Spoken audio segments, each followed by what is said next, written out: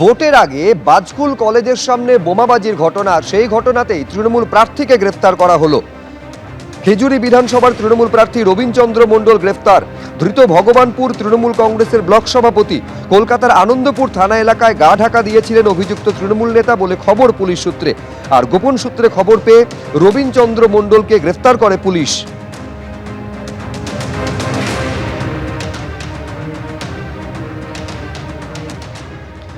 এবার মেদিনীপুরের ছবি আপনাদের সামনে রাখবো, যেখানে অশান্তির অভিযোগে গ্রেফতার করা হয়েছে তৃণমূল নেতাকে। ভোটের ফল বেরোতে এলাকায় অশান্তি, আর সেই অশান্তির ঘটনাতে গ্রেফতার তৃণমূল নেতা। অভিযুক্ত তৃণমূল নেতা মেদিনীপুর শহর তৃণমূলের প্রাক্তন সভাপতি বিশ্বনাথ পাণ্ডব। পুলিশের জালে তৃণমূল নেতা সহ তার ছেলে এবং ভাইপো।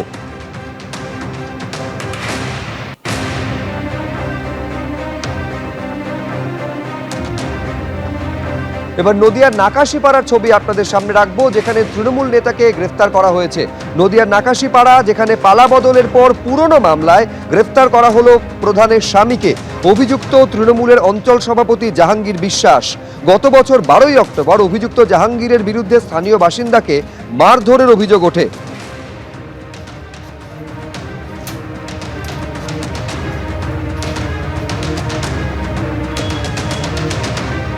উত্তর 24 পরগনার জগদ্দলের ছবি রাখবো আপনাদের সামনে, যেখানে পুলিশের গাড়িতে হামলার অভিযোগ, আর সেই ঘটনাতেই গ্রেফতার করা হলো তৃণমূল কাউন্সিলরকে। অভিযুক্ত ভাটপাড়া পুরসভার 17 নম্বর ওয়ার্ডের কাউন্সিলর মনোজ পাণ্ডে। 2024 সালে অগাস্টে মেঘনা মোড়ে পুলিশের গাড়িতে হামলার অভিযোগ ওঠে।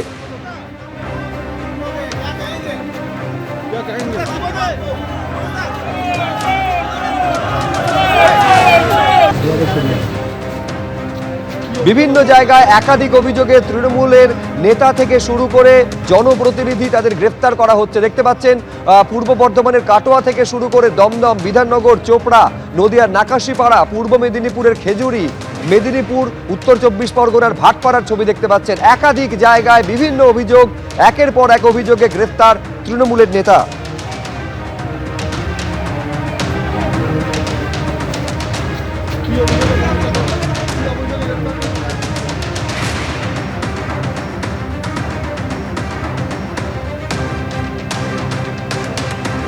উত্তরপ্রদেশের প্রয়াগরাজ থেকে গ্রেফতার করা হয়েছে বর্ধমান দক্ষিণের প্রাক্তন তৃণমূল বিধায়ক খোকন দাসকে। ধৃত পূর্বস্থলী উত্তরের প্রাক্তন তৃণমূল বিধায়ক তপন চট্টোপাধ্যায়।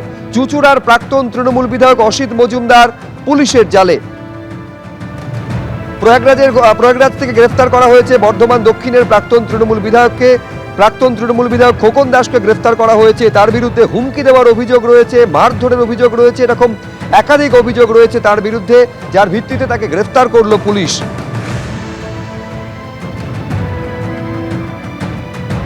অন্যদিকে পূর্বস্থলীর ছবি আপনাদের সামনে রাখবো। পূর্বস্থলী উত্তরের যিনি প্রাক্তন তৃণমূল বিধায়ক, তার বাড়ি থেকে উদ্ধার হয়েছে ত্রাণ সামগ্রী।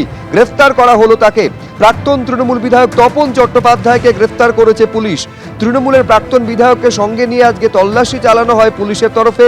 তৃণমূল নেতার বাড়িতে বিপুল ত্রাণ সামগ্রী উদ্ধার হয়েছে। বাড়ি থেকে উদ্ধার হয়েছে ত্রিপল এবং ফুটবল। তপন চট্টোপাধ্যায়কে যখন নিয়ে যাচ্ছে পুলিশ, তখন তাকে ঘিরে চোর স্লোগান তুললেন স্থানীয়রা।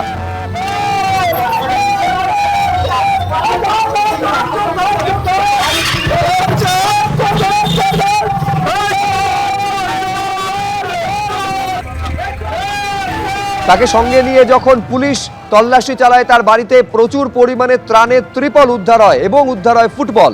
দেখছেন ছবি। তৃণমূলের প্রাক্তন বিধায়ক তপন চট্টোপাধ্যায়ের বাড়িতে এই সময় দেখা যাচ্ছে সেখানে তল্লাশি চলছে।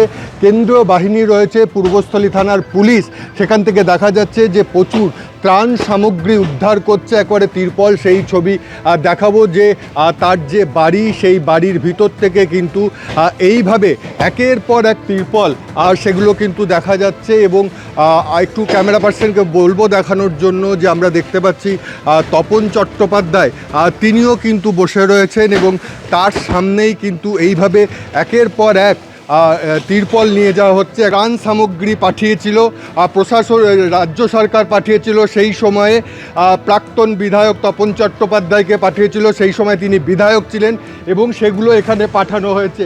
এবং এখানেই প্রশ্ন উঠছে যে এত তিরপল কিভাবে তার বাড়িতে মজুত হয়েছে সেই প্রশ্ন কিন্তু ইতিমধ্যেই উঠতে শুরু করেছে। প্রথমে তার বাড়ি থেকে একাধিক এরকম ত্রাণ সামগ্রী উদ্ধার হয়, পূর্বস্থলী থানায় নিয়ে যায়।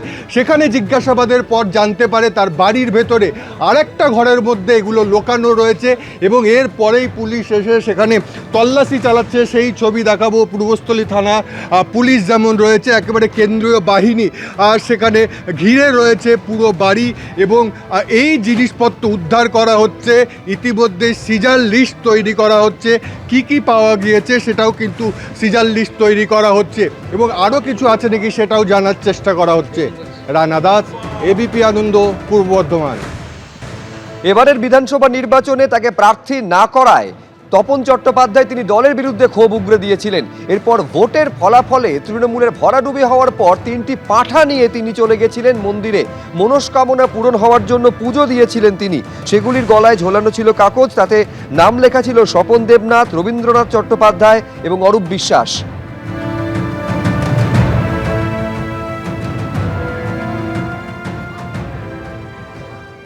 আরও এক প্রাক্তন তৃণমূল বিধায়ক, তাকে গ্রেফতার করেছে পুলিশ। চুঁচুড়া বিধানসভা কেন্দ্রের প্রাক্তন বিধায়ক অসিত মজুমদারকে পুলিশ গ্রেফতার করেছে। গতকাল তৃণমূলের অবরোধ চলাকালীন পুলিশের সঙ্গে ধাক্কাধাক্কির ঘটনা ঘটে। সেই অশান্তির ঘটনায় প্রাক্তন তৃণমূল বিধায়ক অসিত মজুমদার পুলিশের জালে। গতকাল সোনারপুরে জনরোষের মুখে পড়েছিলেন অভিষেক। সেই ঘটনার প্রতিবাদে চুঁচুড়ায় বিক্ষোভ দেখানো হয়, পুলিশের সঙ্গে ধস্তাধস্তি হয়, আর তাতেই 10 জনকে গ্রেফতার করা হয়েছে, যার মধ্যে রয়েছেন প্রাক্তন তৃণমূল বিধায়ক অসিত মজুমদারও।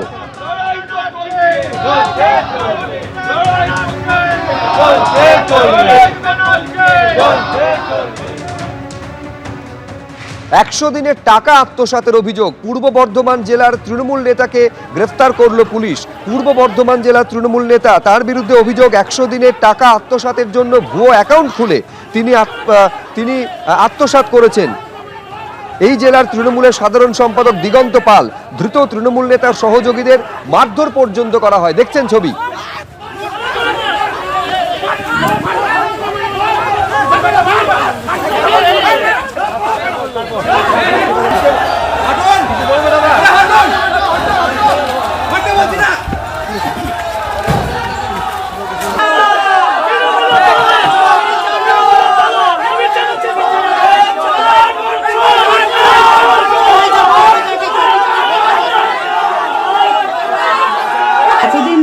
জনগণ ভয়ে মুখ খুলতে পারেনি, আজকে জনগণ মুখ খুলছে। যারা কাটোয়াকে একদম বিষাক্ত করেছিল, এই দিগন্ত পাল, এই বিশ্বনাথ সাহা এবং কাটোয়ার সর্বময় যে জেঠু নামে পরিচিত শান্তির কর্তা কিন্তু অশান্তির বাসা, তো তাদের নামে আজকে মানুষ কিন্তু মুখ খোলার সাহস পাচ্ছে। এটাই হচ্ছে সবথেকে পজিটিভ দিক।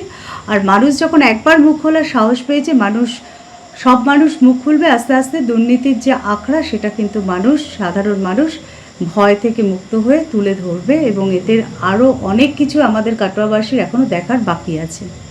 বর্ধমান জেলা জুড়েই, সারা বর্ধমান কেন গোটা পশ্চিমবাংলাতেই এরকম রাজনৈতিক প্রতিহিংসা বশত তৃণমূল কংগ্রেসের নেতৃস্থানীয় কর্মীদের গ্রেপ্তার করা হচ্ছে এবং এ নিয়ে আমাদের একটা ফ্যাক্ট ফাইন্ডিং টিম এসেছিল এবং আমরাও থেকে এসপি সাহেবের কাছে তার দৃষ্টিগোচর করেছিলাম যে যাদের নামে কোনো অভিযোগ নেই, সাজিয়ে অভিযোগ করে তাদের গ্রেপ্তার করা হচ্ছে, এগুলো যাতে না হয়।